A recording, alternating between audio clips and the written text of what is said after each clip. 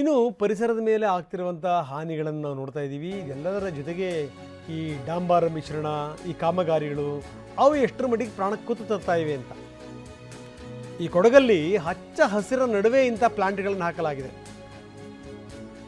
ಈಚೂರು, ಕುಂದಾಗ್ರಾಮ, ಇಲ್ಲಿ ಎಷ್ಟರ ಮಟ್ಟಿಗೆ ಹೊಗೆ ಹೋಗುತ್ತೆ ಅಂತಂದರೆ ಆ ಹೊಗೆಯ ಪ್ರಮಾಣ ನೋಡೇ ಬೆಚ್ಚಿ ಬಿದ್ದು ಬಿಡಬೇಕು. NBN, KKU ಆ್ಯಂಡ್ VVT ಕಂಪ್ನಿಗಳು ನೋಡಿ, ಇದು ಈ ಹೊಗೆ ತೋರಿಸ್ತಾ ಇದ್ದೀವಿ ನೋಡಿ. ಹಚ್ಚ ಹಸಿರಿನ ನಡುವೆ ಈ ಪಾಟಿ ಹೊಗೆ ಬಿಟ್ಟುಬಿಟ್ರೆ ಏನಾಗಬೇಕು ಕತೆ. ಇದಕ್ಕೆ ಸಂಬಂಧಪಟ್ಟಂಗೆ ಸುತ್ತಮುತ್ತಲಿನ ಗ್ರಾಮಸ್ಥರು ಅಬ್ಜೆಕ್ಷನ್ ಮಾಡಿದರು, ಯಾವುದೂ ಕೂಡ ವರ್ಕೌಟ್ ಆಗಲಿಲ್ಲ. ನೋಡಿ ಗಾಳಿ ಅದು ಹೆಂಗೆ ಸೇರ್ಕೊಂಡಿದೆ.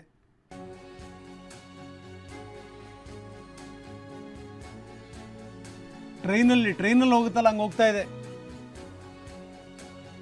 ಹೀಗಾಗಿ ಸುತ್ತಮುತ್ತಲಿನ ಗ್ರಾಮಸ್ಥರಿಗೆ ಈ ಕೆಮ್ಮು, ಕಫ, ಅಸ್ತಮ, ದಮ್ಮು ಆ ರೀತಿ ಕಾಯಿಲೆಗಳು ಬರ್ತಾ ಇವೆ.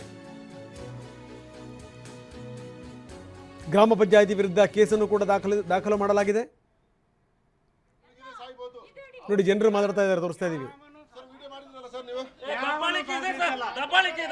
ನಿಜ ಹೇಳ್ತೀನಿ, ದಬ್ಬಾಳಿಕೆ ಇದೆ.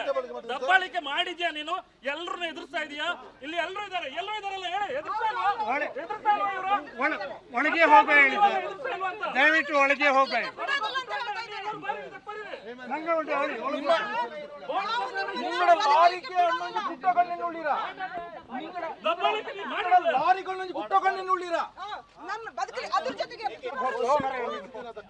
ಡ್ರೈವರ್ ವಿಷಯಕ್ಕೆ ನೀ ಪೊಲೀಸ್ಗೆ ಹೋಗ್ತೀಯಾ? ತುಂಬಿದ ಲಾರಿಯಲ್ಲಿ ನಮಗೆ ಡ್ರೈವರ್ಗೆ ಹೇಳಿದ್ದಾರೆ ಅವ್ರನ್ನು ಒಡೀರಿ ಅಂತ. ನನಗೆ ಮೊನ್ನೆ ಆಕ್ಸಿಡೆಂಟ್ ಮಾಡಕ್ಕೆ ಬಂದಿದ್ದಾನೆ ಅವನ ಡ್ರೈವರು. ಹೇಳುವಾಗ ಹೋಗಿ ಪೊಲೀಸಿಗೆ ಕೊಡೋದು, ಅವನು ಎಲ್ಲರನ್ನು ಪೊಲೀಸಿಗೆ ಕೊಡೋದು, ಎಲ್ಲ ಪಾಕೆಟ್ ಮಾಡ್ತಾರೆ. ಈಗ ಇಲ್ಲಿ 2 ಘಟಕ ಸ್ಥಾಪನೆ ಆದಲ್ಲಿಂದ ನಮ್ಮ ಎಲ್ಲ ಮನೆಗಳಿಗೂ ಪ್ರಾಬ್ಲಮ್ ಸ್ಟಾರ್ಟ್ ಆಗಿದೆ. ಮೇನ್ ಪ್ರಾಬ್ಲಮ್ ಏನು? ಸ್ನೀಸಿಂಗ್, ಆಮೇಲೆ ಕೆಮ್ಮೋದು, ಆಮೇಲೆ ಅವರಿಗೆ ಮೈಯಲ್ಲೆಲ್ಲ ಇಚ್ಚಿಂಗ್ ಬರೋದು. ಇದು ಏಕೆ ಅಂತ ನಮಗೆ ಒಂಥರ ಡೌಟ್. ಡಾಕ್ಟ್ರ್ ಹತ್ರ ಹೋಗಿ ಸದ್ಯಕ್ಕೆ ಮೆಡಿಸಿನ್ ತರೋದು, 1-2 ದಿನ ವಾಸಿ ಆಗುತ್ತೆ, ಅಲ್ಲಿಂದ ವಾಸಿ ಆಗೋಲ್ಲ. ಏನಕ್ಕೆ ಅಂತ ಹೇಳಿ ನಾವು ಮೈಸೂರಲ್ಲೆಲ್ಲ ಹೋಗಿ ಟೆಸ್ಟ್ ಮಾಡಿಸುವಾಗ 2022 ನನ್ನ ಮಗನಿಗೆ ಡಾಕ್ಟರ್ ಹತ್ರ ಹೋಗುವಾಗ ಎಲರ್ಜಿ ಸ್ಕಿನ್ ಟೆಸ್ಟಿಂಗ್ ಅಂತ ಮಾಡಿಸಿ ಅಂತ ಹೇಳಿದರು. ಅದು ಏನು ಪ್ರಿಕ್ ಟೆಸ್ಟ್ ಮಾಡಿಸ್ತಾರೆ. ಪ್ರಿಕ್ ಟೆಸ್ಟ್ ಮಾಡಿಸುವಾಗ ರಿಪೋರ್ಟಲ್ಲಿ ನೋಡಿ ಡಸ್ಟ್ ಎಲರ್ಜಿ ಅಂತ ಬಂದಿದೆ. ಈ ಡಸ್ಟ್ ಎಲರ್ಜಿ ನಮ್ಮ ಇಂಥ ಒಂದು ಒಳ್ಳೆ ಕ್ಲೈಮೇಟಲ್ಲಿ ಇಲ್ಲದಿರೋದು ಇವರು ಸ್ಟಾರ್ಟ್ ಆದಮೇಲಿಂದ ಏಕೆ ಬರಬೇಕು? ಮೇನ್ ರೀಸನ್ ಇವರ ಪ್ಲಾಂಟಿಂದನೇ ಬರೋದು ಇದು.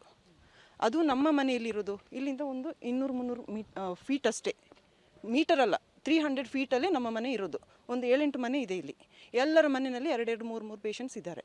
ಇದಕ್ಕೆ ಮೇನ್ ಕಾಸ್ ಏನಂದರೆ ನಮ್ಮದು ಇಲ್ಲಿ ಪ್ಲಾಂಟ್ ಇವರು ಓಪನ್ ಮಾಡಿದ್ದು. ಇವರು ಬೇರೆ ಯಾವುದೋ ಊರಿಂದ ಬಂದು ನಮ್ಮ ಜಾಗದಲ್ಲಿ ಪ್ಲಾಂಟ್ ಓಪನ್ ಮಾಡಿ ನಮಗೆ ಪೊಲ್ಯೂಷನ್ ಮಾಡಿ ನಮ್ಮನ್ನೆಲ್ಲ ಪ್ರಾಬ್ಲಮ್ಗೆ ಸಿಕ್ಕಾಕ್ಸ್ತಿದ್ದಾರೆ.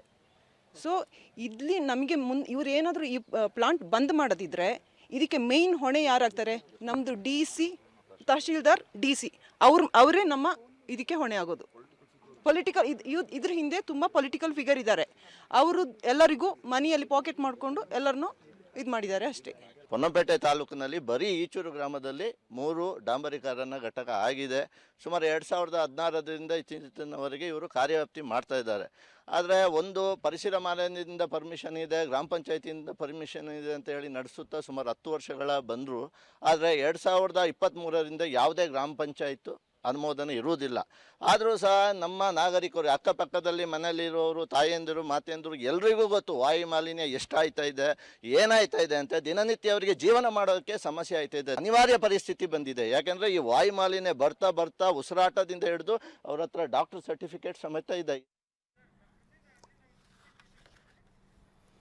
ಸೊ ಇದು ಸಂಗತಿ. ಜನರು ಮಾತಾಡ್ತಾ ಇದ್ರು ಎಷ್ಟರ ಮಟ್ಟಿಗೆ ನಮ್ಮ ಸ್ಥಿತಿ ಎಲ್ಲಿಗೆ ಬಂದಿದೆ ಅಂತ. ಬನ್ನಿ ನಮ್ಮ ಪ್ರತಿನಿಧಿ ಗೋಪಾಲ್ ಅಲ್ಲೊಂದು ಪ್ರತ್ಯಕ್ಷ ವರದಿ ಕೊಟ್ಟಿದ್ದಾರೆ ನೋಡೋಣ. ಈ ಪೊನ್ನಂಪೇಟೆ ತಾಲೂಕಿನ ಈ ಕುಂದ ಮತ್ತು ಈಚೂರು ಎಂಬ ಈ 2 ಗ್ರಾಮ ಏನಿದೆ, ಈ ಗ್ರಾಮದ ಗಾಳಿಯ ಗುಣಮಟ್ಟ ದೆಹಲಿಯ ಗಾಳಿಯ ಗುಣಮಟ್ಟವನ್ನು ಮೀರಿ ಒಂದು ಮಾಲಿನ್ಯ ಆಗಿರುವಂಥದ್ದು. ಇಲ್ಲಿ ಕಳೆದ 4-5 ವರ್ಷಗಳಿಂದ ಈ ಊರಿನ ಜನರಿಗೆ ಒಂದು ವಿಚಿತ್ರ ರೋಗದ ಸಮಸ್ಯೆ ಕಾಡಲಿಕ್ಕೆ ಶುರು ಆಗುತ್ತೆ. ಏನಂತಂದರೆ ಪ್ರತಿ ಮನೆಯಲ್ಲಿ ಈ ವೃದ್ಧರಿಗೆ, ಮಕ್ಕಳಿಗೆ, ಜನರಿಗೆ ಒಂದು ಕೆಮ್ಮಲು ಬರುವಂಥದ್ದು, ಸೀನು ಬರುವಂಥದ್ದು, ಮೈತುರಿಕೆ ಆಗುವಂಥದ್ದು, ಈ ಶ್ವಾಸಕೋಶಕ್ಕೆ ಸಂಬಂಧಪಟ್ಟಂತಹ ಕಾಯಿಲೆಗಳು ಬರುವಂಥದ್ದು. ಇದು ಯಾಕೆ ಈ ರೀತಿ ಆಗ್ತಾ ಇದೆ ಅಂತ ಇಲ್ಲಿ ಸ್ಥಳೀಯ ಆಸ್ಪತ್ರೆಗಳು ಹೋಗ್ತಾರೆ, ಅಲ್ಲಿ ಡಯಾಗ್ನೋಸ್ ಆಗಲ್ಲ. ನಂತರ ಈ ಮೈಸೂರಿನ JSS ಇಂಥ ದೊಡ್ಡ ದೊಡ್ಡ ಆಸ್ಪತ್ರೆಗಳಿಗೆ ಹೋಗಿ ಅಲ್ಲಿ ಒಂದು ಪರೀಕ್ಷೆಯನ್ನು ಮಾಡಿದಂಥ ಸಂದರ್ಭ ನಿಮಗೆ ಡಸ್ಟ್ ಅಲರ್ಜಿ ಆಗಿದೆ, ಮಾಲಿನ್ಯದಿಂದ ಈ ಥರ ಆಗಿದೆ ಅನ್ನೋ ಒಂದು ವೈದ್ಯರ ಅಭಿಪ್ರಾಯ ಬರುತ್ತೆ. ಅದನ್ನು ಪರಿಶೀಲನೆ ಮಾಡಿದಾಗ ಅವರಿಗೆ ಗೊತ್ತಾಗುವಂಥದ್ದು ತಮ್ಮ ಊರಿನಲ್ಲೇ ಇರುವಂತಹ 3 ಈ ತಾರ್ ಮಿಕ್ಸಿಂಗ್ ಪ್ಲಾಂಟ್ ಇಲ್ಲಿ ಅದರಿಂದನೇ ಇಲ್ಲಿ ವಾಯುಮಾಲಿನ್ಯ ಆಗ್ತಾ ಇದೆ ಅನ್ನುವಂಥದ್ದು. ಆ ವಾಯುಮಾಲಿನ್ಯ ಯಾವ ರೀತಿ ಆಗ್ತಿದೆ ಅನ್ನೋದನ್ನು ನಾನು ನಿಮಗೆ ನೇರವಾಗಿ ತೋರಿಸ್ತಿದ್ದೇನೆ. ಇದು ಈ ತಾರ್ ಮಿಕ್ಸಿಂಗ್ ಪ್ಲಾಂಟ್ ಅಂದರೆ ಈ ರಸ್ತೆಗೆ ಡಾಂಬರೀಕರಣ ಮಾಡುವಾಗ ತಾರನ್ನು ಈ ಡಸ್ಟ್ ಜೊತೆ ಮಿಕ್ಸ್ ಮಾಡಿ ಹಾಕ್ತಾರಲ್ಲ, ಆ ಮಿಕ್ಸಿಂಗ್ ಪ್ಲಾಂಟ್ ಇದು. ಇಲ್ಲಿ 3 ಪ್ಲಾಂಟ್ ಇದೆ. ಆ 3 ಪ್ಲಾಂಟ್ಗಳನ್ನು ಈ ತಾರಿಗೆ ಆ ಡಸ್ಟನ್ನು ಮಿಕ್ಸ್ ಮಾಡುವಾಗ ಅದು ಒಳ್ಳೆಯ ಕ್ವಾಲಿಟಿ ಬರಬೇಕು ಅಂದರೆ 150 ಡಿಗ್ರಿ ಸೆಲ್ಸಿಯಸ್ಗಿಂತಲೂ ಜಾಸ್ತಿ ಉಷ್ಣತೆಯಲ್ಲಿ ಅದನ್ನು ಬೇಯಿಸಬೇಕಾಗುತ್ತೆ. ಆವಾಗ ಈ ಥರದ ದಟ್ಟ ಹೊಗೆ ಮೇಲೆ ಏಳುತ್ತೆ. ಆ ತಾರಿನಿಂದ ಬರುವಂತಹ ಆ ರಬ್ಬರ್ ಹೊಗೆ ಎಷ್ಟು ವಿಷಕಾರಿ ಅನ್ನೋದು ಎಲ್ರಿಗೂ ಕೂಡ ಗೊತ್ತಿರುವಂಥದ್ದು. ಇಂತಹ ಒಂದು ಸ್ವಚ್ಛ ಪರಿಸರದ ಮಧ್ಯೆ ಈ ಥರ ಒಂದು ರಬ್ಬರ್ ಪ್ಲಾಂಟ್, ಈ ತಾರ್ ಪ್ಲಾಂಟ್ ಬಂದಿರೋದ್ರಿಂದನೇ ಇಲ್ಲಿ ವ್ಯಾಪಕ ಪರಿಸರ ಮಾಲಿನ್ಯ ಆಗ್ತಾ ಇದೆ ಅನ್ನೋದು ಈ ಊರಿನ ಜನರ ಒಂದು ಆರೋಪ. ಈ ಮೀಟರ್ ಬೋರ್ಡಿನಲ್ಲಿ ಸಾಮಾನ್ಯವಾಗಿ ಕೊಡಗಿನಂತಹ ಪರಿಸರದಲ್ಲಿ ಅದರ ಅಂಕಿಅಂಶ ಏನಿದೆ ಅದು 10 ದಾಟಬಾರ್ದು. ಆದರೆ ಈಗ ಪ್ರೆಸೆಂಟ್ ಸುಮಾರು 36 ತೋರಿಸ್ತಿದೆ. ಈಗ ಆ ಪ್ಲಾಂಟ್ ಹತ್ರ ಹೋದರೆ ಅದು 60 ದಾಟುತ್ತೆ. ಮೊನ್ನೆ ಒಂದು ದಿನ 300ವರೆಗೂ ಕೂಡ ಬಂದಿತ್ತಂತೆ. 300 ಅಂದರೆ ದೆಹಲಿ ಅಂತ ವಿಷಕಾರಿ ಗಾಳಿ, ದೆಹಲಿ ನಗರದಲ್ಲೇ ಇರುವಂಥದ್ದು 250-300. ಕೊಡಗಿನಲ್ಲೇ ಇವಾಗ 300 ಬಂದಿದೆ ಅಂದರೆ ಇಲ್ಲಿಯ ಈ ಗ್ರಾಮದ ಗಾಳಿ ಯಾವ ರೀತಿ ಇದೆ ಅನ್ನೋದನ್ನು ನಾವು ಊಹಿಸಬೇಕಾಗುತ್ತೆ. ನಿಮ್ಮ ಮಗನಿಗೆ ಏನು ಸಮಸ್ಯೆ ಆಗಿದೆ? ಮಗನಿಗೆ ಹುಟ್ಟಿದಾಗಲಿಂದ ಶೀತ, ಕೆಮ್ಮಲು, ನೆಗಡಿ. ಯಾವತ್ತು ನೋಡಿದ್ರು ಹಾಸ್ಪಿಟ್ಲ್ 2 ದಿವಸ ನಾವು ಇಲ್ಲೇ ಮನೇಲಿ ಸಿರಪ್ ಅದು ಇದು ಕೊಡ್ತೀವಿ, ಪುನಃ ಹಾಸ್ಪಿಟ್ಲಿಗೆ ಹೋಗ್ತೀವಿ. ಹಾಸ್ಪಿಟ್ಲಿಗೆ ಹೋದಾಗ ಪ್ರತಿಯೊಂದು ಹಾಸ್ಪಿಟ್ಲಲ್ಲೂ ಒಂದೇ ಮಾತು ಹೇಳ್ತಾರೆ, ಡಸ್ಟ್ ಅಲರ್ಜಿ, ಮಕ್ಕಳನ್ನ ಡಸ್ಟಿಗೆ ಬಿಡಬೇಡಿ ಅಂತ. ನಮ್ಮ ಮನೇಲಿ ಎಲ್ಲಿದ್ದು ಡಸ್ಟ್ ಇದೆ ನಮಗೇ ಗೊತ್ತಾಗ್ತಿಲ್ಲ. ನೋಡಿದ್ರೆ ಇದರಿಂದ ಅಂತ ಹೇಳಿ ನಮಗೆ 6-7 ದಿವಸ ಅಡ್ಮಿಟ್ ಮಾಡಿಸ್ಕೊಂಡು ಆಮೇಲೆ ಗೊತ್ತಾಗಿದ್ದು ಇದರಿಂದ ಡಸ್ಟ್ ಇದೆ. ಆ ಡಸ್ಟಿಗೋಸ್ಕರ ಇವನಿಗೆ ಯಾವಾಗ ನೋಡಿದ್ರು ರೆಸ್ಪಿರೇಟರಿ ಪ್ರಾಬ್ಲಮ್ ಅಂತಲೇ ನಮಗೆ ಕೊಟ್ಟಿದ್ದಾರೆ ಡಾಕ್ಟ್ರುಗಳು. ಇಲ್ಲಿ ಬಹಳಷ್ಟು ಜನ ನಿಂತಿದ್ದಾರೆ. ಇವರು ಎಲ್ಲರೂ ಕೂಡ ನೋಡಿ ಅವರ ಕೈಯಲ್ಲಿ ಮೆಡಿಕಲ್ ಡಾಕ್ಯುಮೆಂಟ್ಗಳಿದೆ. ಯಾರು ಕೂಡ ತುಂಬ ವಯಸ್ಸಾದವರೆಲ್ಲ ಎಲ್ಲೋ ಮಿಡ್ಲ್ ಏಜಲ್ಲಿ ಇರುವಂತಹ ಯಂಗ್ ಇದ್ದಾರೆ. ಆದರೂ ಕೂಡ ಪ್ರತಿಯೊಬ್ಬರು ಕೂಡ ಈಗ ಉಸಿರಾಟದ ಸಮಸ್ಯೆಯಿಂದ ಬಳಲ್ತಾ ಇರುವಂಥದ್ದು. ಇಲ್ಲಿ ಒಂದು ಗಮನಿಸಬೇಕಾದ ಅಂಶ ಏನಂತಂದರೆ, ಈಗ ತಕ್ಷಣಕ್ಕೆ ಈ ಪೊಲ್ಯೂಷನ್ ಕಂಟ್ರೋಲ್ ಬೋರ್ಡ್ ಮಧ್ಯಪ್ರವೇಶ ಮಾಡಬೇಕು. ಆ ಪೊಲ್ಯೂಷನ್ ಕಂಟ್ರೋಲ್ ಬೋರ್ಡ್ ಇಲ್ಲಿ ಏನು ನಡೀತಾ ಇದೆ ಅನ್ನೋದನ್ನು ಅವರ ವೈಜ್ಞಾನಿಕವಾಗಿ ಇದನ್ನು ಅನಲೈಸ್ ಮಾಡಿ ಸರ್ಕಾರಕ್ಕೆ ವರದಿಯನ್ನು ಸಲ್ಲಿಸಬೇಕು. ಒಂದು ವೇಳೆ ಈ ಪ್ಲಾಂಟಿನಿಂದಾಗಿ ಏನಾದರೂ ಸಮಸ್ಯೆ ಆಗ್ತಾ ಇದ್ದರೆ ಖಂಡಿತವಾಗಿಯೂ ಅದನ್ನು ಬಂದ್ ಮಾಡುವಂಥ ಕೆಲಸ ಆಗಬೇಕು ಅನ್ನೋದು ಈ ಗ್ರಾಮಸ್ಥರ ಒಂದು ಆಗ್ರಹ. ಕ್ಯಾಮರಾಮನ್ ನವೀನ್ ಜೊತೆ ಗೋಪಾಲ್ ಸೋಮಯ್ಯ, TV9 ಕೊಡಗು. ಮಾಲಿನ್ಯ ನಿಯಂತ್ರಣ ಮಂಡಳಿಯ ಅಧ್ಯಕ್ಷರು ನರೇಂದ್ರ ಸ್ವಾಮಿಗಳು MLA ಅವರಿಗೆ ಹೇಳ್ತಾ ಇದ್ದೀನಿ ನಾನು, ದಯಮಾಡಿ ಇದನ್ನು ನೋಡಿ ಜನ ಸಾಯ್ತಾ ಇದ್ದಾರೆ. ಈ ರೀತಿ ಆಗಬಾರ್ದು. ಜೊತೆಗೆ ಪೊನ್ನಣ್ಣ ಇರೋದ್ರಲ್ಲಿ ಒಳ್ಳೆ ಕೆಲಸ ಮಾಡ್ತಾ ಇದ್ದಾರೆ. ಜೊತೆಗೇನು ಅಂತಂತಂದರೆ ಒಂದು ಒಳ್ಳೆಯ ಹೆಸರಿದೆ. ಪೊನ್ನಣ್ಣವರೇ, ನಿಮ್ಮ ಕ್ಷೇತ್ರದಲ್ಲಿ ಆಗ್ತಿರುವಂಥದ್ದು ಇದು. ಈ ರೀತಿ ಅವರಿಗೆ ಪ್ಲಾಂಟ್ಗಳನ್ನು ಮಾಡಲಿಕ್ಕೆ ಅವಕಾಶ ಯಾಕೆ ಕೊಟ್ರಿ? ಪಂಚಾಯತಿಯವರಿಗೇನು ತಲೆಯಲ್ಲಿ ಬುದ್ಧಿ ಇಲ್ವಾ? ಈ ರೀತಿ ಕೊಡುವಂಥ ಸಂದರ್ಭದಲ್ಲಿ ಏನೇನು ಆಗ್ತಾಯಿದೆ, ಏನು ಎತ್ತ, ಅದರ ಹಾನಿಗಳೇನು ಅನ್ನೋ ಅಂತ ಅರಿವಿಲ್ವ ನಿಮಗೆ?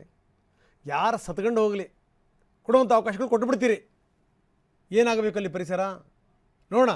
ಇದ್ರ ಬಗ್ಗೆ TV9 ಬೆನ್ನು ಹತ್ತಿದೆ. ಎಷ್ಟರ ಮಟ್ಟಿಗೆ ಇದನ್ನು ಆದಷ್ಟು ಬೇಗ ಸಾಲ್ವ್ ಮಾಡ್ತಾರೆ ನೋಡೋಣ.